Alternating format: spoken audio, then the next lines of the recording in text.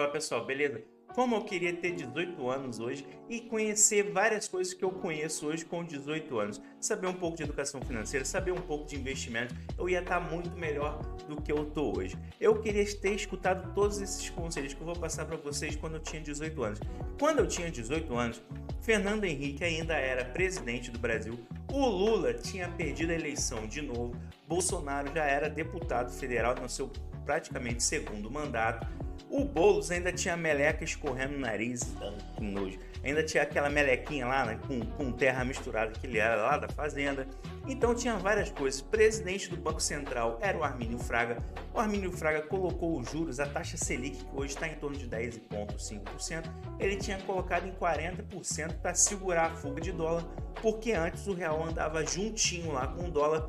Eles tiveram que fazer essa desvinculação, fazer a moeda flutuante, o câmbio flutuante. Isso fez com que o dólar subisse em disparada e ele, para não aumentar a inflação, não ter aquele problema de inflação de novo que eles conseguiram fazer com o controle do real, ele teve que colocar os juros a 40%. Os anos 90 foram anos assim que teve crise do México, crise da Rússia, crise dos tigres asiáticos. A gente passou por isso tudo naquela época, beleza? Então, eu queria ter escutado muitas coisas que eu vou falar para vocês aqui hoje. Na época, se você não era de grandes centros, você só conseguia basicamente deixar o seu dinheiro na poupança. Isso porque a poupança ficou muito famosa, porque na época da hiperinflação, poupança rendia pra caramba. Se você deixasse dinheiro na poupança, tinha lá rendimento. Eu, inclusive, ganhei na época uma poupança quando nasci do meu avô, aquela poupança azul da Caixa, um carnezinho, uma caderneta, poupança azul da Caixa, que na época o Fernando Collor pegou de todo mundo, zerou a conta de todo mundo que tinha poupança, saldo na conta corrente, para poder controlar a inflação. Se vocês não conhecem a história, Fernando Collor fez isso sim. Então eu fui um dos aí que perdeu dinheiro na poupança. E agora mostrar para vocês aqui o que a gente vai falar no vídeo, tudo que eu queria ter ouvido lá na época que eu tinha 18 anos. Então o óbvio precisa ser dito. Não se pode gastar mais do que ganha. É o básico da educação financeira. A gente sabe que o Brasil tem problemas, o Brasil tem salário baixo, tem um monte de coisa, mas não se pode gastar mais do que ganha. Seria aí o básico da educação financeira para você pelo menos ter uma vida tranquila e conseguir dormir aí no travesseiro tranquilamente. Esse é o primeiro ponto, primordial.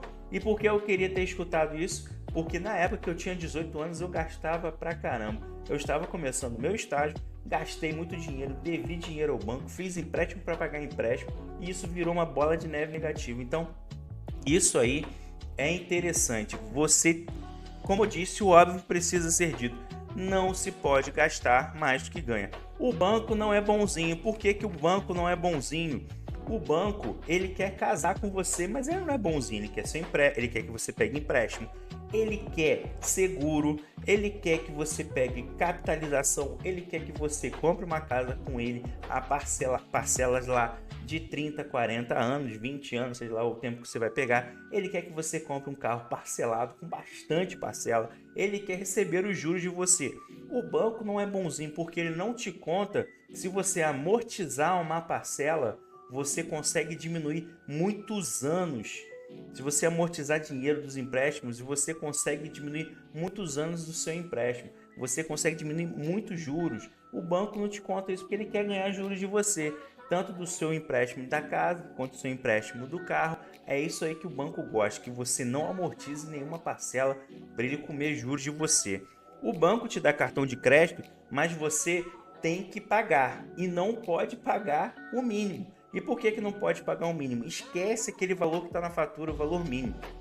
Tem sempre que pagar o valor da fatura.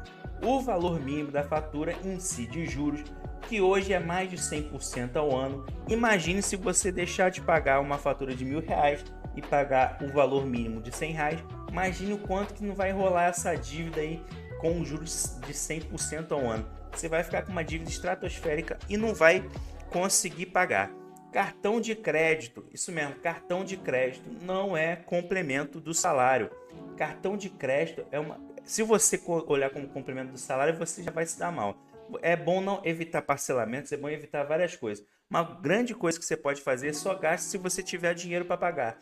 E como que você vai fazer isso? Você vai pegar o dinheiro do seu cartão de crédito, todos os seus gastos. Supondo que você gastou R$ 200 e você tem R$ 200 na conta, você vai pegar aqueles R$ 200, você vai colocar numa conta digital, deixar rendendo lá. Tem PagBank, PicPay, Mercado Pago, Recarga Pay, IT, tem diversas contas, tem Nubank, para você deixar lá o dinheiro separadinho, para quando fechar a fatura você tira de lá, ainda vai ter um rendimento naquela conta e você ainda vai pagar a fatura do cartão de crédito. Então, cartão de crédito não é complemento de salário. Cartão de crédito é empréstimo que o banco te dá, é uma antecipação do seu salário. Então, se você ficar usando como complemento de salário, você vai ficar hiper endividado, beleza? Não compre parcelado, evite comprar parcelado, porque cada vez que você for comprando parcelado, é uma parte do seu salário que você vai estar deixando de receber. Vai chegar, se você parcelar lá em 12 vezes, você nem vai ter lembrado mais do que você comprou. Você só vai lembrar que você tem que pagar a parcela. Não faça dívida. Existem dois tipos aí de juros compostos. Os bancos adoram os juros compostos ruins. Como eu falei, banco adora que você case com ele. Que você pegue empréstimo, que você use cartão de crédito, que você pague o mínimo. Banco gosta disso porque ele quer receber juros. Então, existem os juros compostos ruins, que são advindos do cartão de crédito e dos empréstimos, e existem os bons juros compostos, que são os investimentos. O que é investir? É você poupar uma parte do seu salário, colocar num investimento, seja num CDB, numa renda fixa qualquer, por exemplo, ou então até em renda variável também, e ver aquele dinheiro gerando frutos para você, através dos juros ou através aí dos dividendos, tá? Uma coisa, inclusive tem até no livro, O Homem Mais Rico da Babilônia, poupe sempre 10% do seu saldo, do seu salário, no mínimo 10%. Se você não consegue ainda poupar 10%, já começa a caminhar para poupar 10%, mas já começa a colocar no seu cérebro, na sua cabeça, que você precisa poupar aí alguma coisa. Porque daqui para frente, se você começa a poupar 10%, daqui a pouco você está poupando 11, 12, 15, chega a 20 e chega a 30%, e você vai ficar viciado em guardar dinheiro. Então sempre poupe 10% no mínimo do seu salário. Você não consegue hoje, vai zerando as suas dívidas, tenta acabar aí com as suas dívidas de empréstimo, cartão de crédito, para depois começar a poupar. Outra coisa muito importante, faça sempre uma reserva de emergência. Se você não sabe o que é reserva de emergência, é para imprevistos mesmo, é pelo nome, emergência. Você às vezes precisa de um remédio, não tem dinheiro, vai ter que usar cartão de crédito. Você precisa consertar o chuveiro, não tem dinheiro, vai usar o cartão de crédito. Então guarda um dinheirinho na reserva de emergência. Guarda o que der, faça o que der. Tem gente que fala que é para guardar 3 meses do salário, se você é funcionário público, se você é seletista 6 meses, se você é autônomo 12. Mas eu digo o seguinte, comece pelo menos fazendo o que dá para fazer. Guarde o que der. Onde você pode estar guardando sua reserva de emergência? Tem CDB aí de liquidez diária, tem Tesouro Direto, o Tesouro Selic, tem fundos DI, mas os fundos DI não é indicado, né? Tem gente que gosta de indicar fundos DI, mas não é tão indicado porque ele tem uma taxa de administração. Caso você queira deixar no fundo DI, você pode estar deixando no fundo DI com taxa zero. Só existem 2 fundos DI com taxa zero, que é no BTG e outro na XP. Então, sua reserva de emergência pode ser nas caixinhas do Nubank, no porquinho do Banco Inter, no CDB de liquidez diária rendendo a 100% do CDI. Você pode estar deixando no Tesouro Selic, que é o investimento mais seguro do país. Então, faça a sua reserva de emergência. Essa era uma dica que eu gostaria de ter recebido quando eu tinha lá os meus 18 anos. O que é taxa Selic? A taxa Selic é a taxa básica de juros do nosso país. Tudo envolve a Selic, seja dos empréstimos até os investimentos. Então, taxa Selic você vê lá falando num jornal nacional, por exemplo, da vida lá, que o Copom fez a reunião para poder mudar os juros. Isso aqui que eles mudaram os juros, é a taxa Selic, a taxa básica da nossa economia. Taxa básica que é essa que pode render o seu investimento 100% do CDI, o seu Tesouro Selic pode estar rendendo ali, como também você pode ter juros lá dos empréstimos rendendo a tantos por cento da Selic, por exemplo, 110%, 200% da Selic, dependendo do empréstimo também. Agora, uma outra coisa que eu queria ter sabido também, lá quando eu tinha 18 anos, quais eram os tipos de investimento que existem. Para renda fixa, existe o CDB, a LCI, a LCA, o CRI, o CRA, a Debenture e o Tesouro Direto. O que é CDB? É um certificado de depósito bancário. É um dinheiro, supondo, vamos colocar lá R$100. Você aplica nesse CDB, é um empréstimo que você faz para o banco e o banco te devolve esse dinheiro com juros. Esse juros vai render o quê? A taxa Selic, a taxa básica de juros. Como hoje o Selic está a 10,5%, ele vai render lá, se você investir lá num CDB, por exemplo, a 100% do CDI. O CDI é a taxa que acompanha a Selic, é sempre 0,10 abaixo da Selic, ou seja, se hoje a Selic está 10,5%, o CDI está 10,4%. Então o CDB 100% do CDI vai estar rendendo hoje, com a taxa de juros hoje a 10,4%. É um empréstimo que você faz para o banco vai pegar esse dinheiro e vai emprestar para pessoas que precisam pegar no empréstimo. Para seja lá o que for, aquele crédito pessoal que você vê na sua conta, o banco tira do quê? Do CDB. Você empresta para o banco e o banco empresta lá para emprestar para terceiros lá para ganhar mais juros. Você empresta lá a 10,5% ao ano, mas o banco empresta 20% ao ano. Ele ganha nessa diferença aí que a gente chama de spread. O que é LCI? É letra de crédito do imobiliária. São empréstimos que a gente faz para o banco emprestar para investimentos imobiliários. Investimentos, por exemplo, você está comprando lá um imóvel, o banco, o MRV, por exemplo, pega um emprestado lá e vai usar esse dinheiro. Uma LCI, por exemplo, você quer comprar um imóvel, você vai pegar esse empréstimo, o banco vai te emprestar com o dinheiro da LCI. LCA é para o agronegócio, então o agricultor quer pegar um empréstimo, o banco vai utilizar os recursos da LCA para emprestar para o agricultor. Você está emprestando para o banco via LCI e LCA. O CDB, ele tem imposto de renda a depender do prazo. Até 180 dias é 22,5%, acima de 180 dias até um ano é 20%, acima de um ano até um ano e meio 17%, até 2 anos 17%, 17,5%, e acima disso, acima de 2 anos, 15% de imposto de renda, ou seja, vai diminuindo. LCI e LCA não tem imposto de renda porque são investimentos incentivados para você investir nos negócios, né, nos imóveis, e você está investindo aí na agricultura também. CRI e CRA também servem para o ramo imobiliário e para o ramo do agronegócio. Por exemplo, uma MRV, você, quando compra uma casa, a MRV não vai ficar recebendo de você lá seus 30 anos, não. Quando você paga para a Caixa, por exemplo, para a Caixa passar para a MRV, não. O que a MRV faz? Ele faz um processo de securitização com um fundo ou com uma empresa, que aí ele vai gerar um CRI. Esse CRI, a MRV vai pegar esse dinheiro, ele vai antecipar esse dinheiro com juros e você vai comprar esse CRI aí. É um investimento de longo prazo, que você tem até que casar com o CRI ou CRA. Então, o MRV ele antecipa esses recebíveis. O CRI é um certificado de recebíveis imobiliários, ou seja, ele pega aquela carteira de clientes da MRV, dá para a securitizadora, a securitizadora vai pagar esse dinheiro para a MRV reduzido aí dos valores a valor presente, ou seja, a MRV vai receber um pouco menos e a securitizadora que vai receber os juros, ou seja, você vai pagar lá a parcela do seu imóvel, você está achando que está pagando para a MRV, ou para a Caixa você está pagando para o CRI, beleza? O CRA é a mesma coisa, são certificados recebíveis do agronegócio, é antecipação de carteira de cliente lá da agricultura, ou então o cara ele precisa pegar emprestado, eles geram um CRA também, a mesma coisa. E que acontece é o seguinte, o CRI e o CRA são para empresas do ramo imobiliário do agronegócio, só que para empresas menores.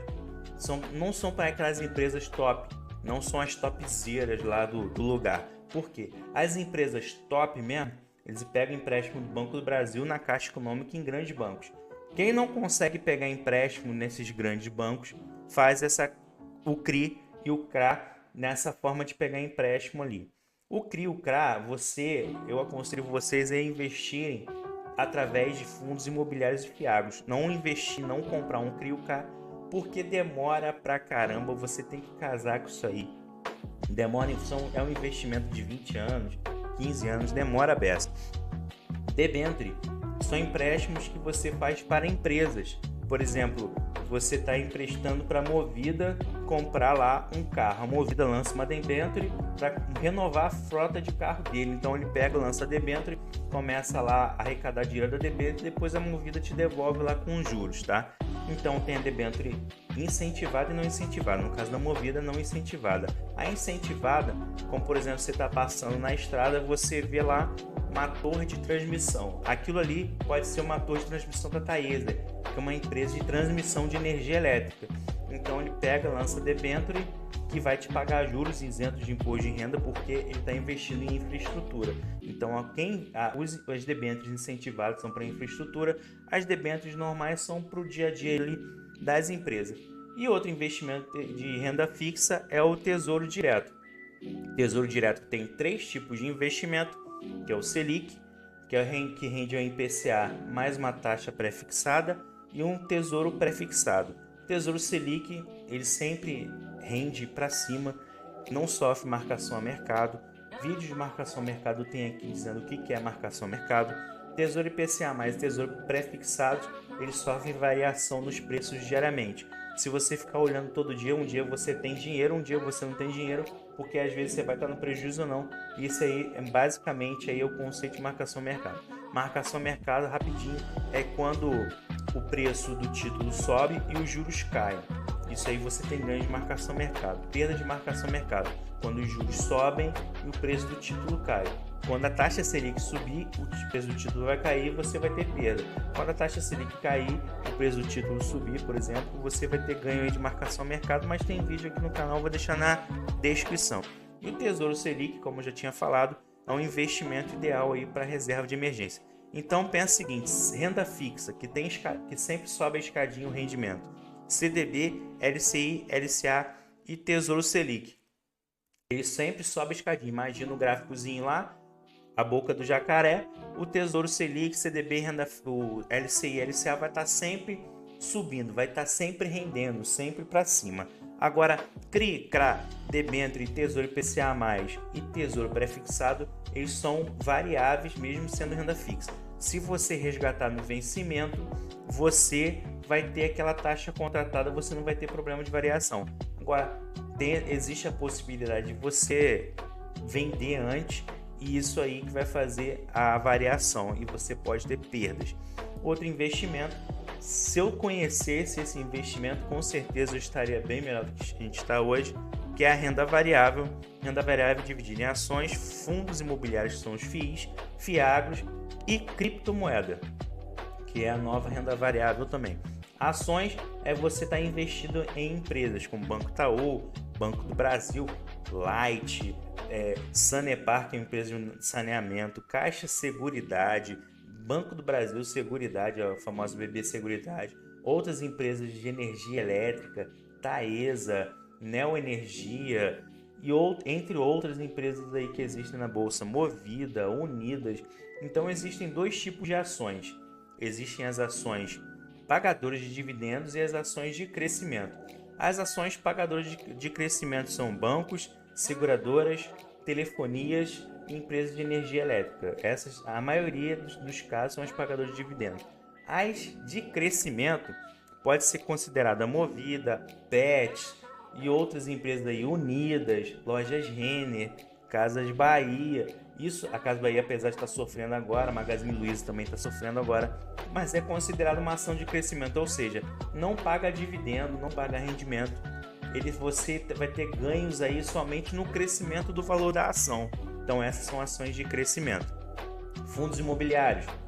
Fundos imobiliários é um conglomerado de pessoas que compram cotas para aquelas cotas para eles comprarem lá os imóveis. Existem fundos imobiliários de galpões logísticos, de shoppings, de laje corporativa, fundos de papel. Fundos de papel é que compram dívidas imobiliárias, tá? Existem fundos de banco, fundos hospitalares são menores aí. Vamos focar principalmente nos fundos de shopping, laje corporativa, galpão logístico e de papel. Esses são os principais fundos imobiliários que existem. Por exemplo, você compra um produto do Mercado Livre o Mercado Livre tem que guardar aquele produto em algum lugar, ele aluga um galpão, os produtos do Mercado Livre estarão naquele galpão, que o galpão, o fundo imobiliário lá, por exemplo, um BTLG 11 da vida, ele é dono daquele galpão que aluga para o Mercado Livre. Então, fundos imobiliários te paga rendimentos de aluguel. Ele não rende, ele te paga rendimentos de aluguel. É uma renda variável, é negociada em bolsa assim como as ações, mas você vai ter um aluguel mensal. É uma forma mais barata de você ter imóveis. Por exemplo, você que frequenta um shopping grande São Paulo, de Grande Rio, outros shoppings aí, você pode estar comprando um fundo imobiliário e receber de shoppings. Eu gostaria de ter tido essa experiência quando eu tinha lá os meus 18 anos de idade. E agora, galera, se tá valendo aí o seu likezinho no vídeo, já aproveita, deixa o seu likezinho no vídeo, que eu tenho mais coisa para falar. Já se inscreve no canal, que eu sou Walder Rocha, estou aqui sempre para te ajudar nas finanças e investimentos. Estou aqui no canal 10 Pontos Educação Financeira. Eu criei esse canal aqui para falar de investimentos e finanças pessoais, beleza? Então a criptomoeda, você já ouviu falar aí em Bitcoin, em Ethereum e outras criptomoedas. Então criptomoeda também é renda variável que você tem que comprar aí em exchanges, tanto lá fora quanto aqui dentro. Exchanges são corretoras aí de criptomoedas, ações e fundos imobiliários. E Fiagro você compra em bolsa de valores. Bolsa de valores, se você não conhece, você imagina assim um supermercado. Quando você vai lá no supermercado, você vai comprar arroz, feijão, batata, macarrão. Isso aí você vai lá no supermercado. Agora, ações você compra na bolsa de valores. Fiagros e fundos imobiliários você compra na bolsa de valores, que é como se fosse o supermercado da renda variável. O Fiagro são investimentos que investem no agronegócio. O Fiagro ele começou mais recente em 2021. Os fundos imobiliários no início dos anos 2000, as ações têm desde os anos 60 e pouco aí, beleza? Então o Fiagro é muito parecido com os fundos imobiliários, também paga rendimento mensal. As ações não pagam dividendos mensais. Fundos imobiliários e Fiagros, na sua maioria, pagam dividendos mensais. Os Fiagros investem em dívidas também do agronegócio, tá? Então os Fiagros investem em dívida do agronegócio, assim como existem as dívidas imobiliárias, que existem fundos imobiliários de papel que investem em dívidas do ramo imobiliário. Os Fiagros possuem investimentos no agronegócio, beleza? Agora, onde você vai investir? Em bancos e em corretoras. Quais são os bancos? Você pode, para Tesouro Direto, qualquer banco, qualquer corretora você pode estar investindo. Corretoras existem lá do Banco Inter, do Banco Itaú, do Bradesco, do Santander. Tem o BTG, XP, tem Rico, tem Genial. Existem várias corretoras aí para você estar investindo, beleza? Como investir? A melhor forma de investir é você começar a sua reserva de emergência. Depois você vai definir lá. E existe uma coisa que chama Switchability. O Switchability é como você vai se classificar como investidor, como conservador, arrojado ou moderado. O conservador ele tem medo de perder dinheiro, então basicamente é 100% renda fixa. O moderado, ele aceita ter um pouco de perda, então ele varia um pouquinho lá, maioria em renda fixa e um pouquinho de renda variável. E o arrojado é a maioria lá em renda variável, um pouco só em renda fixa, beleza? Então, como você vai investir? Diversificando sua carteira. Começa pelas reservas de emergência. Uma grande coisa, a sua carteira tem que ganhar da inflação. Eu queria ter aí escutado isso quando eu tinha 18 anos de idade, sabia? Agora, Selic, inflação, bolsa, onde começar? Como eu falei para vocês, reserva de emergência, renda fixa e bolsa. Com isso, a bolsa você vai ter o efeito dos dividendos e dos rendimentos, o efeito dos juros compostos. Isso faz uma bola de neve nas suas finanças. Uma bola de neve a seu favor, porque seus investimentos vão começar a crescer, principalmente se você reinvestir aí os dividendos, beleza, galera? Então, estes são os conselhos que eu queria ter escutado. E agora eu vou mostrar para vocês aqui, a seguir, uma carteira, uma simulação de uma carteira para mim, se eu tivesse investido um dinheirinho aí por mês, desde lá dos anos 90, quando eu tinha 18 anos, quanto que eu teria hoje, mesmo assim investindo pouco, beleza? Então, pessoal, como eu falei para vocês aqui, eu montei essa carteira aqui teórica desde os anos 2000, investindo lá no início dos anos 2000, final dos anos 90, com uma carteira de dividendos, ações pagadoras de dividendos e ações e fundos imobiliários, beleza? Então, fiz aqui uma divisão aqui mais ou menos de 10 ativos e 9 ativos para ações, 10 para fundos imobiliários, no período de começo aí de cada fundo. Investi aqui em Bradesco, Itaú, Taesa, Itaúsa, que é a hold do Banco Itaú, Sanepar, Semig, Banco do Brasil e Klabin. Klabin é uma empresa grande aí, não é desse ramo que eu falei aí de bancos, energia, saneamento, telecomunicações, mas Klabin é uma grande empresa centenária e pagadora de dividendos. Então, só para vocês terem uma ideia, nessa carteira simulada aqui, vocês estão vendo aqui em cima, ó, eu teria investido desde os anos 90 aí 256 mil, hoje ela teria 560 mil, um crescimento de quase 119%, e ainda reinvestindo os dividendos, vocês vão ver aqui que os dividendos ficarão gigantescos. Isso porque eu investi nessa simulação aqui bem pouquinho. Isso eu não fiz aquele investimento gigante, aplicações gigantescas. Então comecei com pouco e continuei aplicando pouco. Ó. Então em 2002 foi quando eu recebi meu primeiro dividendo de R$ 126,74 nessa simulação. Então o primeiro ano foi em 2002, R$ 126. Em 2010 eu já estava recebendo no ano mais de R$ 4.000, R$ 4.320. Em 2014 eu teria recebido R$ 6.270, isso investindo pouco. Em 2018 eu teria mais de R$ 19.000 de dividendos mensais e reinvestindo esses dividendos. Em 2020 eu teria 20 mil. Olha só, 2019 que foi um ano assim que muitas empresas pagaram, principalmente as estatais, pagaram muitos dividendos, então eu teria recebido quase R$ 30.000. Aqui em 2022, 28 mil, 2023, mais de R$ 30.000 aí recebidos de dividendos.